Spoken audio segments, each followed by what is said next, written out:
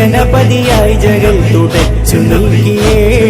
ഇരുൾ പരന്ന നേരമേ പൊരുൾ പറഞ്ഞു നേരിടാൻ ഹാത്തിമുന്നബീവരും കാത്തിരുന്നു ലോകരും. ആമിനത്തൻ കനിയായി നൂറ് തിറന്നേ നൂറിനാഗതം തോരണം പ്രശോഭിതം പാരിലാകെ പരിമളം പാലിലാ പ്രകാശിതം